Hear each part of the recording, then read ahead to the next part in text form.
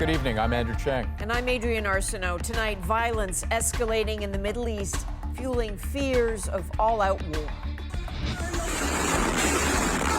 Israeli ground troops are massing near Gaza. Clashes on the streets in Israel, bombardments from above, shattering Eid celebrations. Justin Trudeau! In a scandal that rocked his government, the Prime Minister is cleared of all wrongdoing, but his former finance minister is not. Rosie and that issue are here. Last stop for Greyhound. It's the most absurd thing I've ever heard. We need more transportation here, not less. Service stopped across the country. What it means for Canadian communities left behind. And once you get the shot, when can you lose the mask? Why Canadian and American officials have different answers. This is The National. It is Eid, the end of the holy month of Ramadan. What should be a joyful time, but in the Middle East, a time now of fear, suspicion, and bloodshed that has already scarred Israel and Gaza. And it could now be escalating with preparations for an Israeli ground operation. Israeli bombs and artillery already battered Gaza today. Skyline shattered, the ruins growing, along with the lives lost in the rubble. Hamas continued to send a rain of rockets down on Israel, causing destruction and sending some to shelters. The world has called for a ceasefire, but now Israeli troops have massed near Gaza. Sasha Petrusik has covered Israel and Gaza extensively, and he's following a fight that could be entering a new and even more dangerous phase. The sky over Gaza lit up again tonight as word spread that after 4 days of heavy bombing, some kind of Israeli ground operation may be starting. Troops, tanks, and artillery have been massing at the border between southern Israel and Gaza for days. This while the battles raged overhead. Hundreds of rockets fired out of the Palestinian territory, aimed all over Israel. And a withering assault by Israeli drones and missiles hitting targets in Gaza, leaving more than 100 dead, including top Hamas militant commanders. Today, between the sound of missiles, the call to prayer echoed across Gaza. The Eid holiday, one of the most joyous on the Muslim calendar, eclipsed by war. The Sakala family left their house when they got a text message warning moments before an Israeli missile destroyed it. It's hard for the children, says their mother Sobhia. They have become homeless. As the death toll mounts on the other side of the border as well, with at least 7 Israelis killed, the anger and political pressure is also rising. Eli Butera's family narrowly escaped. And the government should wipe out Gaza. Once and for all. There is also pressure on the streets of Israeli towns, where for the second day, police and community leaders have struggled to contain the violence. In this case, a shootout between Jewish and Arab crowds. Israeli leaders have condemned the clashes, but critics say they've also encouraged Jewish extremists for years. That is the kind of thing that empowers and maybe even, incites people who in the Jewish community are extreme right-wing and think that violence and vigilante violence is a legitimate thing to do. So, Sasha, a lot of signs now of a ground offensive in the works. What's your sense of what we can expect? It'll be very interesting. There's a lot of pressure inside Israel to go in, but there's also going to be a lot of pressure internationally from the Americans and from others not to go in and not to be seen to be escalating. So I know that you spent time in the Jerusalem Bureau. You've covered a lot there. What's your instinct about what's different this time? Well, in previous times, whenever there's been a war between Israel and Gaza, it's usually escalated and friction's been between these two groups, the militants in Gaza and the government of Israel, the army. In this case, what's precipitated it has been issues in Jerusalem, issues of land and people being kicked out and religious frictions over the Al-Aqsa Mosque. So the source is inside Israel, not something with Gaza directly. Okay, interesting. Sasha Petrusik, thank you. My pleasure. Now, in a sign of how dangerous the skies are right now in that region, Transport Canada has ordered Canadian carriers to temporarily halt flights in and out of Tel Aviv, and Israeli authorities have issued a notice to reroute traffic away from Ben Gurion International Airport. Well, the fighting isn't just playing out between armed forces in the Middle East tonight. It's being fought on screens all over the world as various sides use information and misinformation to shape what we see and how we see it. Thomas Daigle shows us that conflict. What's really going on here? On social media, seeing is not enough for believing. Take this tweet by a spokesperson for the Israeli Prime Minister, sharing a video purported to show rockets fired in Gaza. A search reveals the clip was in fact recorded at least 3 years ago in Syria. And that's just the start of it. Inaccurate claims made online, keeping fact checkers busy. There is a clear information war going on. Both parties are using misinformation to deceive or maybe leverage public international support. Often in English and aimed at audiences abroad, the social media battle is playing out in real time. The Israeli military defending its airstrikes, saying, "What would you do if this was your city?" Palestinian militants, for their part, showing off new rockets, almost in response. Each side wants to prove its point and wants its own narrative to be disseminated more than the others. Consider it was a TikTok video of a Palestinian slapping an Orthodox Jew that set off protests last month. Every life that is lost in this conflict is precious. Israeli writer Hen Mazig posted this cartoon suggesting Israelis and Palestinians both deserve to live in dignity and security. It was flagged as hate speech and taken down, though Instagram now admits that was a mistake. To not be able to correct lies that are spread on my country, on my people, on me, on my family, is just more than heartbreaking. Trouble is, this is a decades-old conflict that triggers an emotional response for so many, with generations of pain that can't be summed up in one post. Thomas Daigle, CBC News, Toronto. And stay with us as we bring you more voices from inside both Israel and Gaza tonight, divided by conflict, united by hope for a better future. What I would want them to know is that we feel their pain the same way. We feel bad for the civilians in Gaza that don't have bomb shelters like us. Over the past 2 days, we spoke with two young women about their fears and hopes for what comes next. One a student in Israel who once lived in Canada, the other a dentist living in Gaza. Their stories in about 20 minutes. Well, after a year of tough scrutiny, a win for the Prime Minister today. A federal ethics commissioner has cleared Justin Trudeau of wrongdoing in the We Charity controversy, but notably not his former finance minister. Here's David Cochran. He's appeared on stage at We Charity events. His wife was an official We ambassador. But the ethics commissioner says the Prime Minister did nothing wrong. The appearance of a conflict of interest does not constitute a contravention of the Act. The conflict must be real. The conflict wasn't real, the controversy real enough to prompt this apology. I made a mistake in not recusing myself immediately from the discussions, given our family's history. Margaret Trudeau. But Mario Dion found no issue with that family history, even though Justin Trudeau's mother and brother were paid thousands to speak at We events. The argument that Mr. Trudeau's relatives could ultimately benefit is too remote and speculative to merit further consideration. I wish that, in hindsight, we had done things differently around the We Charity. On that point, the ethics commissioner agrees, finding that Bill Morneau broke the rules, that Morneau and his family were close with We co-founder Craig Kielburger, socializing, exchanging gifts, taking trips.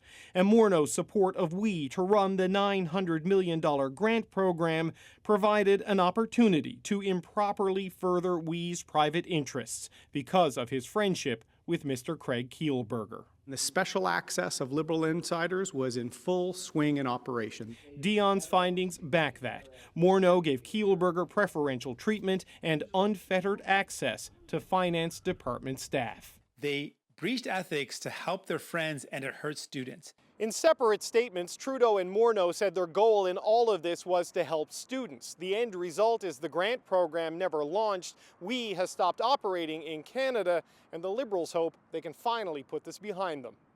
David Cochran, CBC News, Ottawa.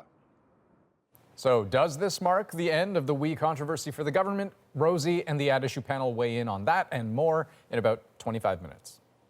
2 more provinces have suspended the use of AstraZeneca's COVID-19 vaccine as federal officials reveal new numbers of rare blood clots associated with the shot. As of May 12th, there have been 28 reports of blood clots with low levels of blood platelets following immunization in Canada.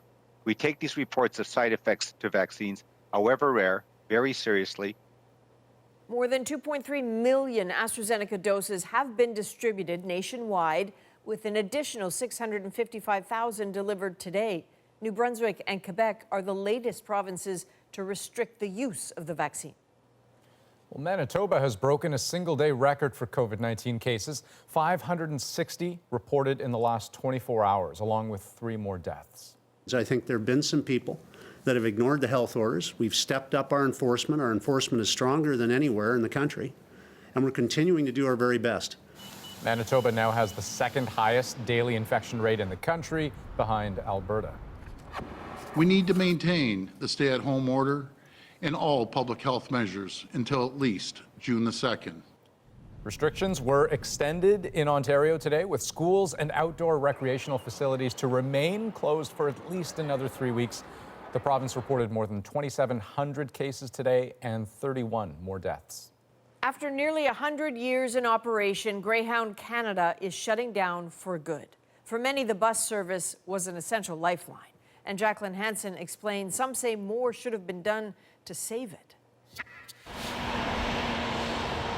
The iconic Greyhound was sidelined by COVID-19 and now it's tapping out.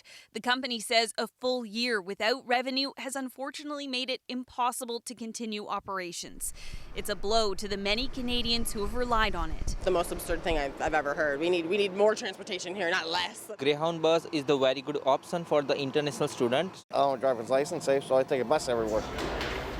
But Greyhound's business has been struggling for years. Fares often fell short of being profitable.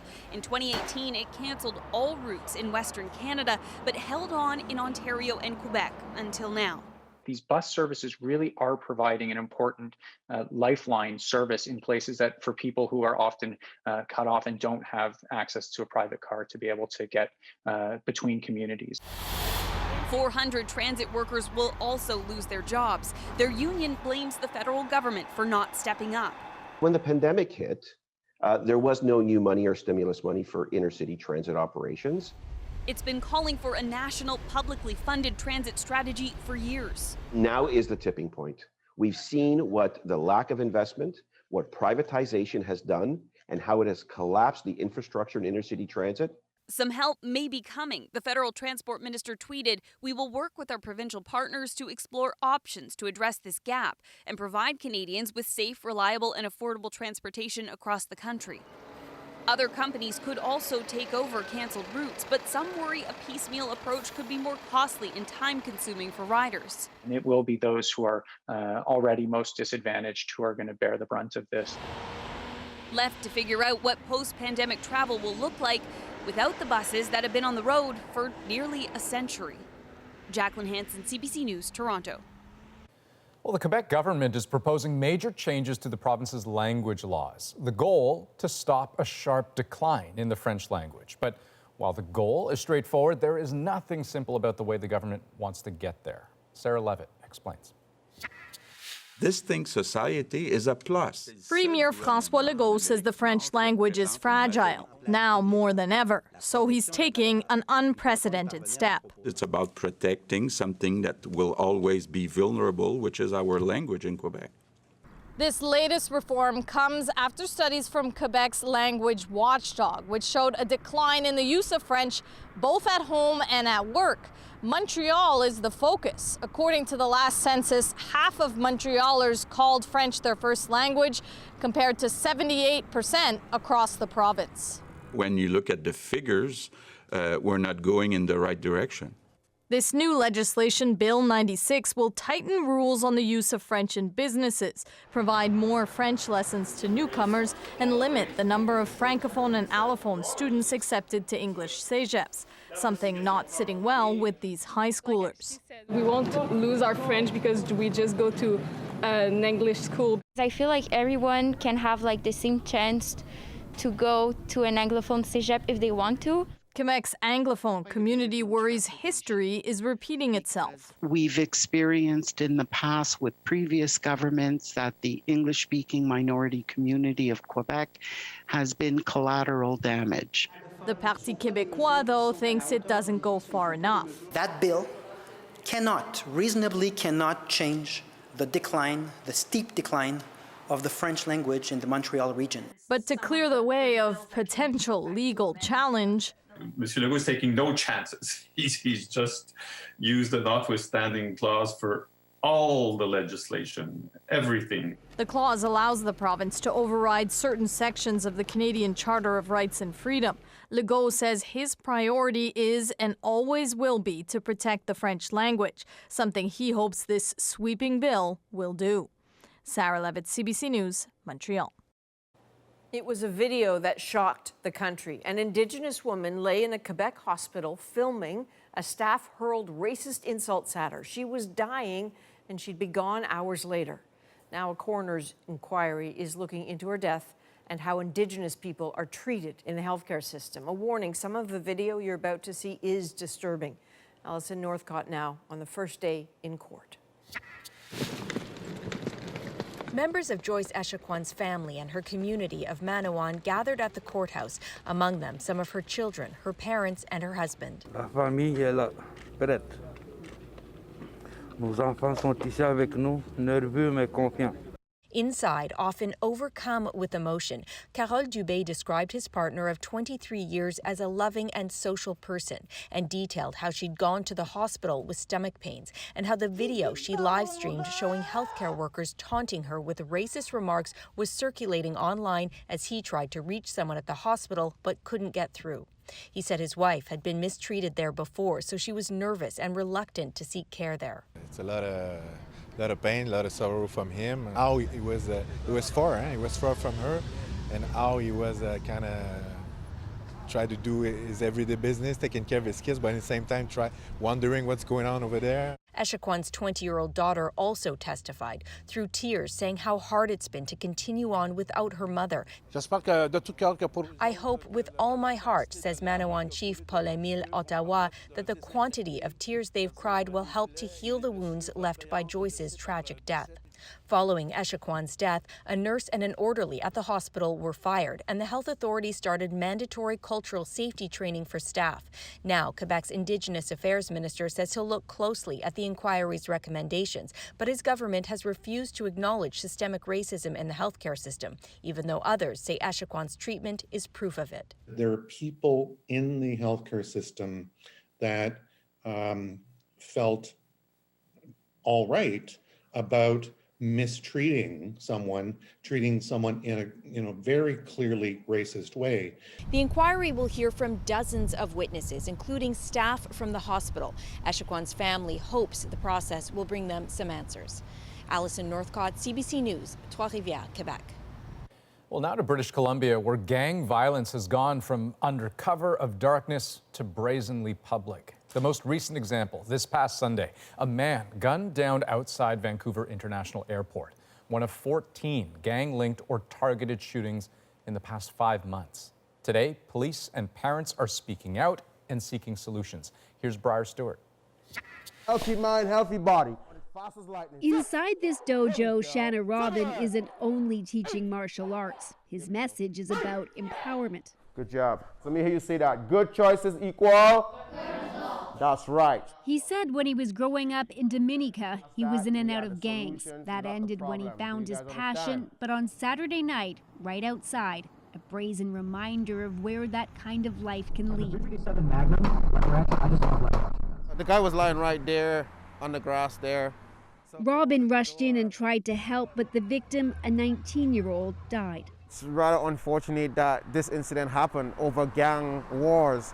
And this is where people like me come in to help to keep the young people, the kids off the streets and give them a different way to channel their energy.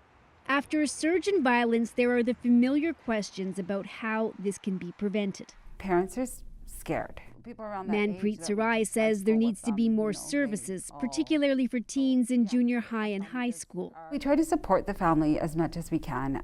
The youth has, at that point, the youth usually refuses services if they're so entrenched into the gang lifestyle. But then we support the rest of the family. There's other siblings in that family, and the parents are worried that they might go down the same path. Nobody is born a gangster. And Shanann Sharanya knows that firsthand. He started doing drugs and stealing cars in his teens, then fell in with gangs. He got out in 2007 after his parents' home was shot at. I didn't know how to be in a civilized society anymore, so I had to learn that. But that being said, you know, with the right support, with the right network, it's possible. Go, go, go, go. But it's much harder when someone is already embroiled in that life. Am I a good influence on you guys? That's the type of people you need around you. So those who work with young people say the real solution is to help them find a different direction in the first place. Briar Stewart, CBC News, Burnaby. Well, a major shift in the U.S. tonight. Fully vaccinated Americans can start taking off their masks. I think it's a great milestone, a great day. Next, why the sudden change south of the border, and could we expect the same here?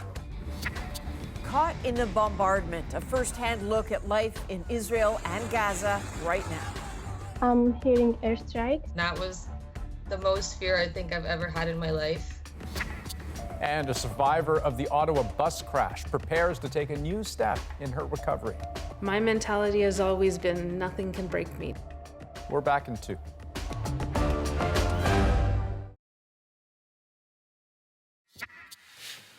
Welcome back. U.S. health officials announced a major change in COVID policy today. The CDC says fully vaccinated people can finally ditch their masks and walk away from social distancing, a move they hope will encourage more Americans to get the shot. But as Katie Simpson tells us, not everyone is on board. President Joe Biden in public with no mask. I think it's a great milestone, a great day. It's been made possible by the extraordinary success we've had in vaccinating so many Americans. The Centers for Disease Control says it's safe for the fully vaccinated to resume activities that you did prior to the pandemic without wearing a mask or staying 6 feet apart. However, people must still follow state and local safety mandates, and masks are still required in medical settings, on public transit, and in airports. The CDC director says the decision was made based on the continuing downward trajectory of cases, the scientific data on the performance of our vaccines, and our understanding of how the virus spreads. While cases have plunged, the U.S. is still averaging more than 600 COVID deaths a day. Congratulations. Vaccine eligibility has been expanded to kids as young as 12, and so far about 35% of the entire population is fully vaccinated. The pace has been slowing, and new extreme measures are being introduced to encourage the hesitant, including a $1 million lottery draw for vaccinated people in Ohio. I have an obligation, and that is to do everything I can to save lives. Canada won't recommend a masking change until the numbers start to improve. For something like the face mask, I would say that would be probably one of the last things to go. In Washington, D.C., some are uncomfortable with the changes. I personally will continue to wear my mask until herd immunity. There are a lot of people in this country who are refusing to get vaccinated, so you don't know who is and who isn't, so that's a little bit of a, it's a little iffy. Early reaction from the medical community has been fairly supportive. Some governors say they're not ready to lift their mask mandates and want their public health experts to weigh in first. Katie Simpson, CBC News, Washington. As violence escalates in the Middle East, first-hand accounts from those caught in the middle. That was the most fear I think I've ever had in my life. Next, from Israel and Gaza, two young women share their experiences and their messages for each other.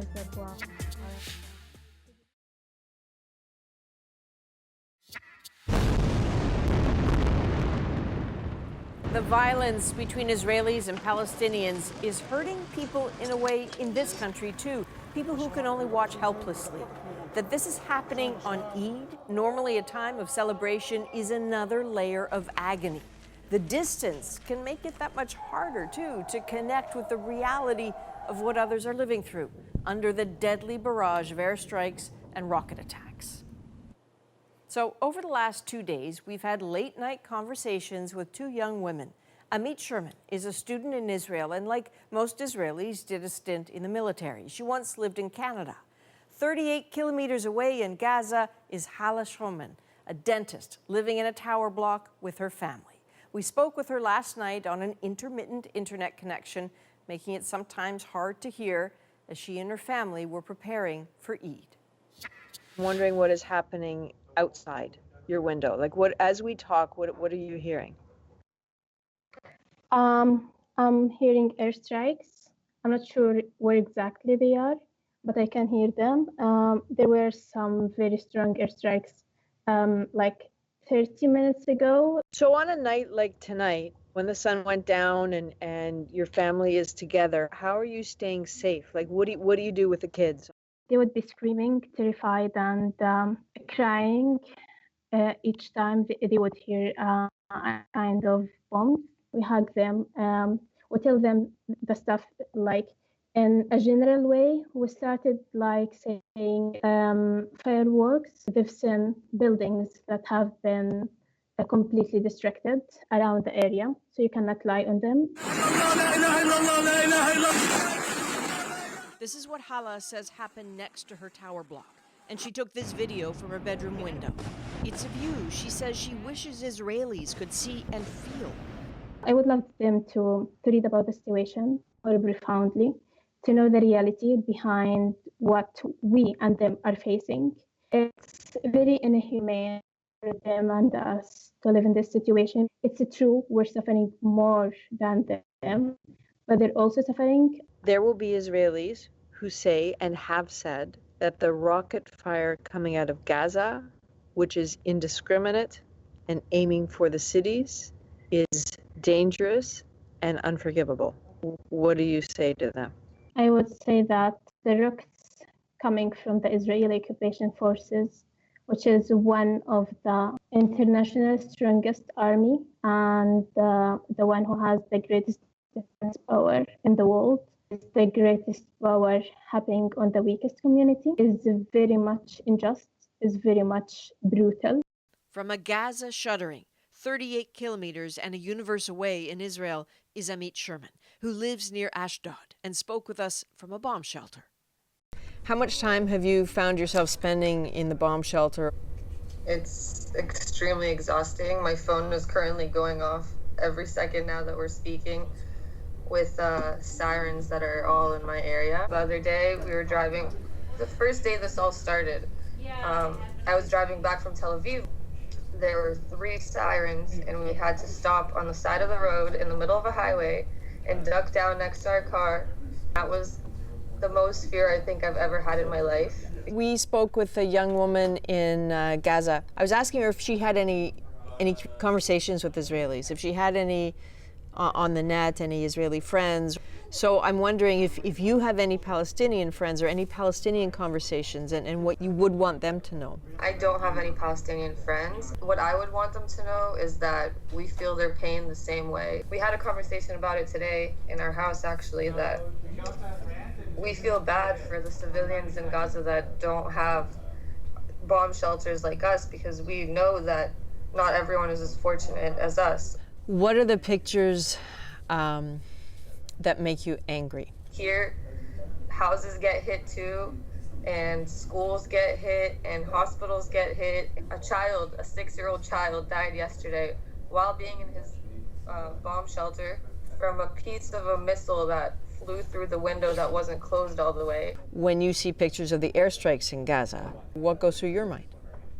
I don't know how to answer that question really, because, you know, the same way that she sees the missiles flying over her head, I see it too. I can tell you that the other Just day, as we were about to talk about the future, the present barged in. The camera glitched out, and then came the sirens. Oh, I lost you there a little bit. Are you still there? oh, there's a bomb. I hear it. Siren, so I gotta go. Go back into the shelter, eh?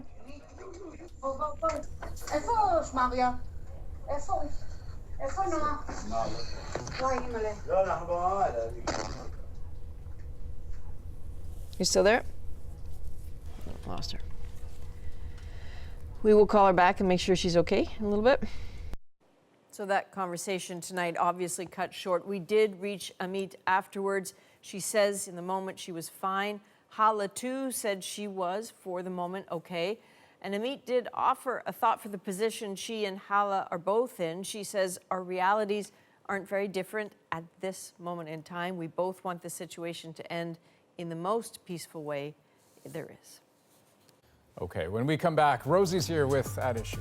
Hey, Andrew, tonight we're going to talk about why the government's new broadcasting bill continues to face criticism. Bill C-10 leaves the door open for an abuse of power and infringement on the rights of Canadians. What went wrong with Bill C-10? Can it be saved? Plus, the panel's reaction to the latest ethics commissioner's report into the Prime Minister and his former finance minister. All next with Chantal, Andrew, and Althea.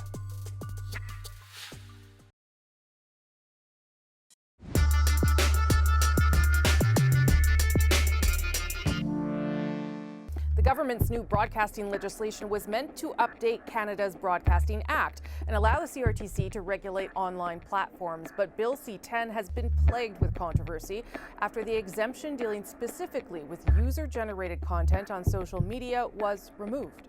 Bill C-10 leaves the door open for an abuse of power and infringement on the rights of Canadians. Criticism that has left the minister in charge of the file under fire and forced to explain himself. It was clear from the beginning, but let me be clear, this bill won't regulate the internet or what people choose to post online or even view online. Now the Justice Department says the legislation does not violate the charter rights of social media users. How did we get here? Can the bill be saved? Should it? It's Thursday. I'm here with At Issue, Chantal Hébert, Andrew Coyne, and Althea Raj. We're going to get to C-10. It needed all of that explanation. But first, I want to get obviously a reaction to the Ethics Commissioner's report that says the Prime Minister did not have a conflict of interest in relation to the WE scandal. He did say, however, that was not the case for the former Finance Minister, Bill Morneau. Andrew, why don't you give us your reaction to that? Well, it's not a great day for the government when only your finance minister is found to have violated the Conflict of Interest Act, not as on the previous occasions, two previous occasions, the Prime Minister. But the Prime Minister appears to have skated by at a number of rather fine distinctions. Mr. Morneau was friends with the Kielburger boys, but the Prime Minister was merely friendly. His relatives were employed in the past by WE, but they weren't in the future. It was an apparent conflict of interest, but not a real one. Look, in the court of common sense, it's pretty clear you don't steer a $500 million government contract to the organization that hired your mom. And even if it wasn't in actual violation of the law, the guidelines for public office holders are pretty clear in saying that we expect them to uphold a much higher standard of behavior than that. Though probably the political damage here is sort of done and dusted, is it not, Althea? I don't know. I mean, the report is called Trudeau #3, and I don't think the opposition party is going to let the electorate forget that when the country goes to the polls the next time.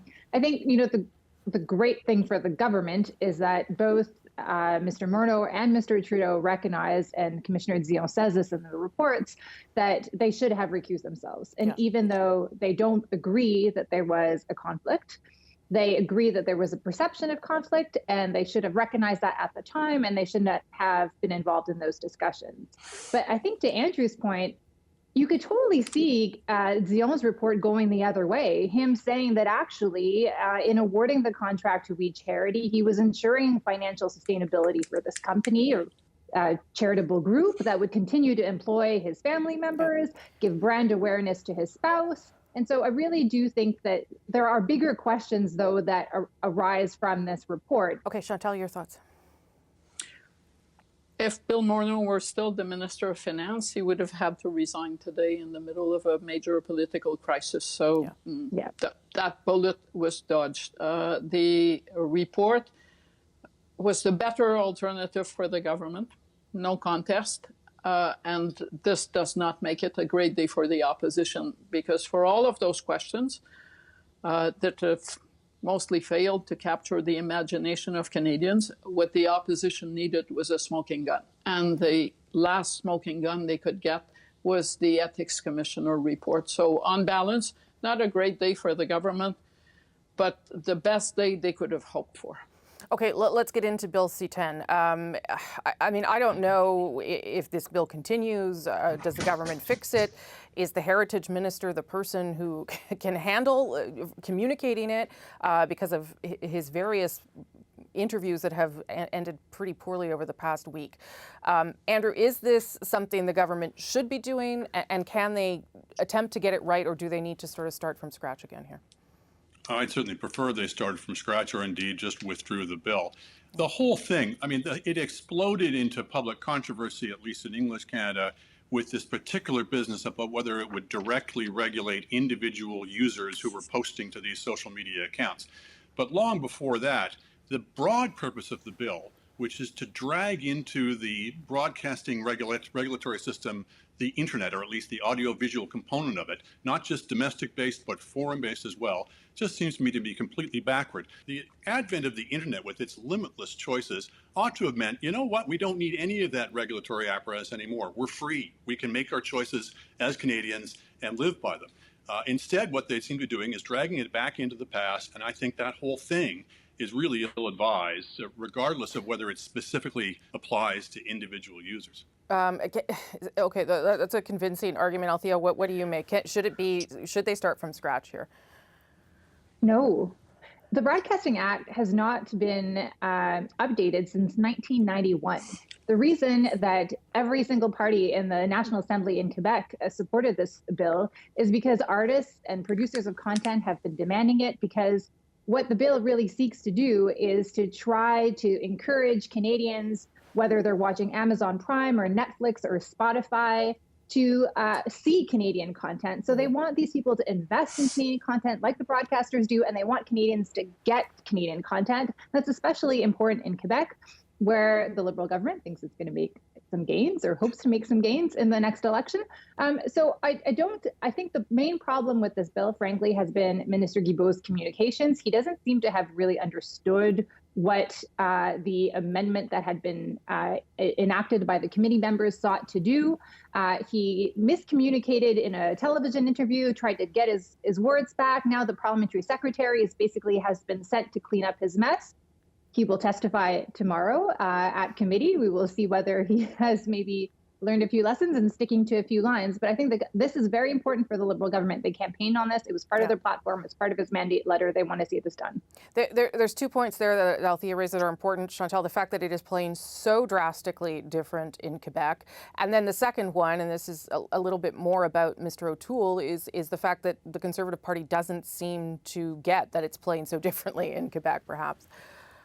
I suspect they probably get it, although they won't want to go into it. They had their Quebec MPs up attacking the bill at the very same time where the National Assembly unanimously backed the bill. Now, for a unanimous backing of the National Assembly on a bill that hinges on culture I don't think I've ever seen anything like it.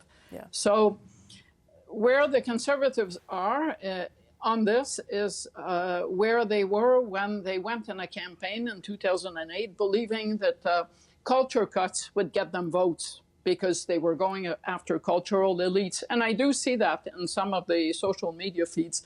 The Quebec cultural elites. The problem is that Quebecers' relationship with culture is a bit different, and it is not seen as something elitist. Last 10 seconds to you there, Andrew. Well, I'm not sure the tail should be wagging the dog. I'm not sure policy for the whole country should be made based on who can win a few ridings in Quebec on the basis of this. I'm not sure we should be making policy entirely to the dictates of the cultural industries either. The broader Canadian public and the interests of the broader Canadian public ought to be the measure that guides us in these deliberations, but so often it's not the case. Okay, Chantal gets 5 because she's flagging. One word, the NDP has 1 seat in Quebec, and the Liberals have many seats outside Quebec. So they are not speaking for the tail that wags the dog that can't wait to have the Conservatives do it. Sorry. Okay, I gotta leave it there. I'm glad we ended with that. We are going to pick up this conversation on the At Issue podcast. Plus, we have another bill to talk about, a very important one in Quebec. The objective is clear. We want to make sure that in the future we still speak French. You can find that on any major podcast app, our website, cbcnews.ca/thenational. And with that, I'll throw it back to Adrian and Andrew in Toronto. Okay, well, this weekend, a 2-kilometer walk that might as well be a marathon. I never set out to be a source of inspiration. I'm honored that I am. Next, this bus crash survivor is taking on a daunting challenge. We'll explain why.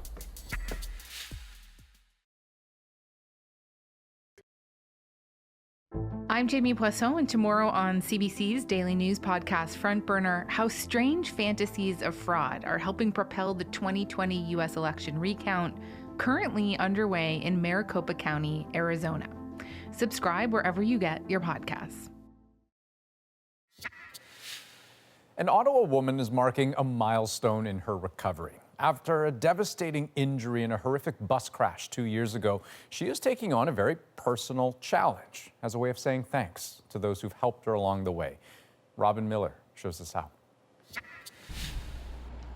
Marcy Stevens doesn't let much get her down. My mentality has always been nothing can break me. Since losing her legs 2 years ago, Stevens has had to overcome many obstacles, and now she's stepping towards a new goal. Nervous. I don't know if I'm going to fall flat on my face, but I'm going to try not to. She's taking part in Ottawa Race Weekend on Sunday, with plans to walk as far as 2 kilometers on her new prosthetic legs along the Trans-Canada Trail near her home. I'm going to walk as far as I can. I might not be the full distance. I might be able to do maybe a quarter, maybe not even 10 minutes, but I plan to roll the rest of it. A lofty goal to thank those who helped with her recovery.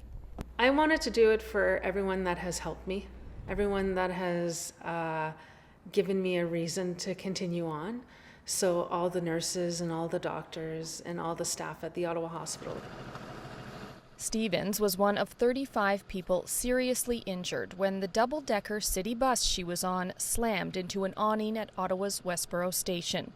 3 others died in the crash. She's an extremely positive person. Dr. Nancy Dudek has been working with Stevens. She describes her recovery as inspirational.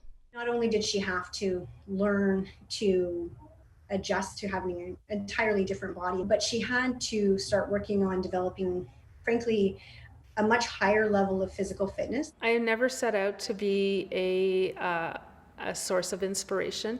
I'm honored that I am, but I'm just trying to be the best that I can be. No doubt that's exactly what she'll do on Sunday. Robin Miller, CBC News, Ottawa. A museum on Vancouver Island is dealing with a few visitors tonight. There are thousands of birds bunking in the chimney. We'll get the story behind this incredible sight right after the break.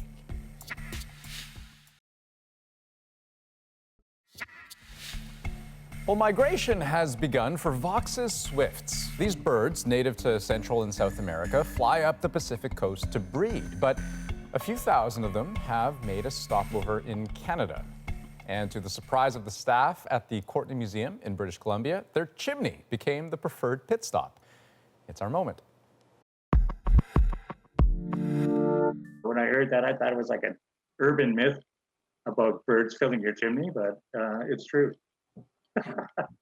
They're called the Vos swift.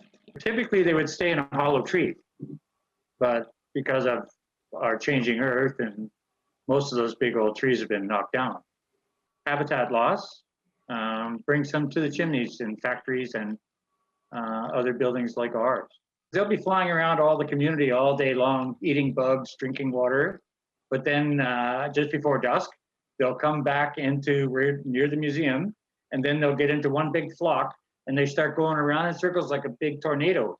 We got excited and started telling people about it. Hey, you got to come down and see these guys fly into the chimney at night, because it's really cool to see that, nature's doing its thing, and to see thousands of these birds moving through the community. It's just a wonderful sight. I feel like I might also have bad dreams about this one. Yeah, beautiful or apocalyptic? Or terrifying. So, sure. don't be mad. The chimney is out of commission. None of these birds are okay, right? So don't be mad. Can I say what Please, like I'm my waiting. question that I had out of that, just watching that footage?